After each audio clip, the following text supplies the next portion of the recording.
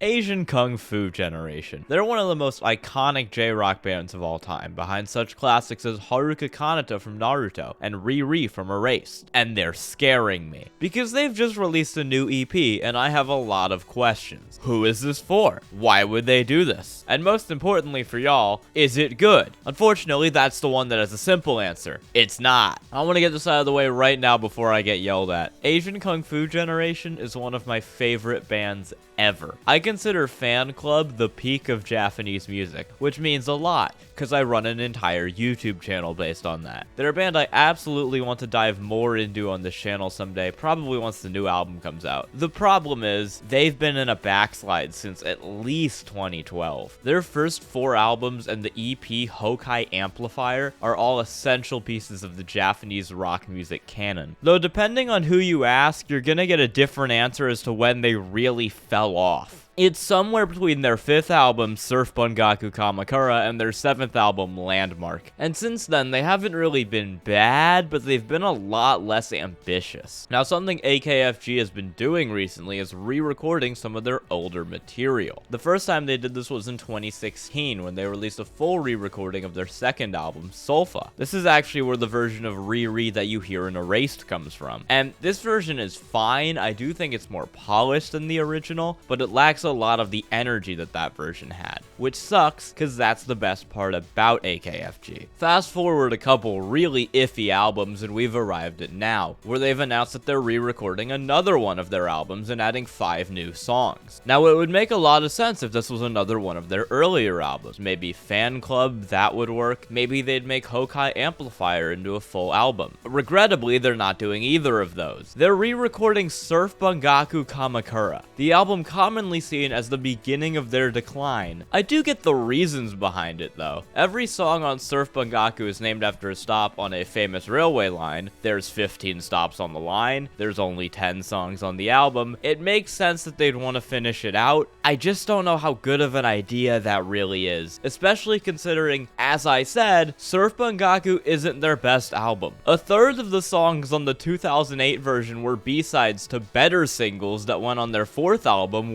World, which was actually good, and would have been a better choice to re-record. This new re-recorded version releases next month, but they've been releasing some of the new songs as singles. Well, B-sides to singles, to other songs that aren't on the album, which I would be annoyed at if it wasn't for the fact that both of the A-sides are terrible, and one of the B-sides going on the album is pretty solid, so it's better than the alternative, I guess. So now on to, I guess, the main point of this video. They just released the 5 new songs as an EP a month ahead of the album release. Considering the fact that this album has had no dedicated singles, this would seem sensible. And it probably would be if the songs were exciting or good.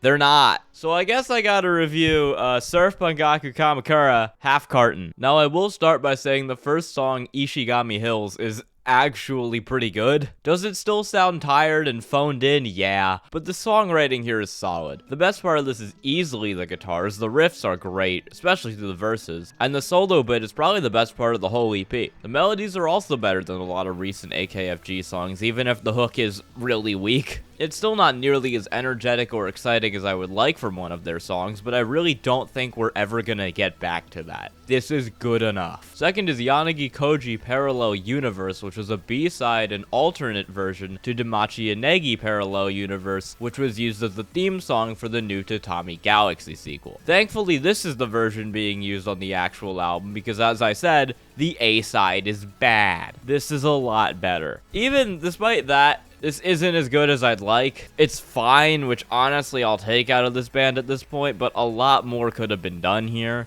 The melody is amazing on this song too, but it just has too many little things that take me out of it. The guitars are nowhere near as good. Really, the whole instrumental feels even more phoned in. In theory, this could be super hype, but the energy just doesn't come through at all in the recording. The breakdown section just past the middle of the song is also woefully misguided and a bad idea. This has the potential to be great, it just isn't. And savor this, because this EP doesn't get this good again. Nishikata Coast Story is third, and is simply not good. This is a really boring and pretty generic J-rock song. I will give it to them. This is the kind of songwriting that sounds best adapted to what they are right now. The last song sounded like something that would have gone off 15 or 20 years ago, but now is just disappointing. This actually feels written for their current sound. It's just that their current sound is also kinda boring. The melody here is nowhere near as good as on the first two tracks. The instrumental is pretty lethargic. The drums are doing nothing here, which is really disappointing knowing how good Ajichi can be on those. And it doesn't differentiate itself from any of the other J-rock songs that sound just like it. The only good parts of this are the hook, which is solid, and the ooh background vocals. Those are nice. The rest of this puts me to sleep. Nissaka Downhill is nothing if not a sign of the times. This was the B-side to Karma, which was a really bad song. This is also a bad song, albeit for different reasons. This is basically a cover of El Scorcho by Weezer, and I don't like Weezer, and I'm pretty iffy on El Scorcho. The only thing that makes that song not bad is the energy it's got towards the end, which as we've established, AKFG definitely does not have right now. So this is just not good. I actually cannot believe they're putting what is essentially an El Scorcho cover on the album. I feel like they're just throwing up their hands, realizing they don't really know what to do at this point, and going, fuck it, Weezer. They did this on their album Hometown too. Multiple songs on there had Rivers Cuomo co-writes, which means they were basically just Weezer demos. Weezer is not the band you want to imitate. No one has ever decided to imitate Weezer and come out of it better than when they started. Stop doing it. Track 5 is Shonen Electro and is an instrumental cover of a band AKFG was friends with in their super early indie days, that being Caramel Man. A band so obscure that when you Google their band name, the first result is the Dragon Ball Wiki. I don't have much to say about this other than it's more enjoyable than the last two songs, and that's really disappointing. And the last song is Wadazuka Wonders, and it's also easily the worst track here. It's one of the worst songs AKFG has ever done. This is just everything that made Nishikata Coast Story bad, but turned up to 11. Or I guess more accurately, everything decent about that song turned down to 0. This is a super sleepy J-rock song. It's so generic and pointless. There is no excitement or energy at all here. If you're into incredibly boring music that puts you to sleep, check this one out, because there's nothing going on here. So yeah, there's all the new songs reviewed. It's like a 6 out of 10, maybe, and I fear for the full album. As I've said, Surf Bungaku Kamakura is far from their best work, and the fact that most of the new songs are iffy greatly scares me for this re-recording. There's also a lot of songs on Surf Bungaku Kamakura that are nothing without their energy, like Fujisawa Loser and Inamuragasaki Jane, both of which are not good without that passionate AKFG charm that they just don't have anymore. Because of that, I just don't have faith that this is gonna turn out decently. At least when they re-recorded Solfa, the songs on that album were good enough that the result was still decent. They were able to add more polish to the songs and some cool new features like the guitar solo on Riri. If they're able to do that here,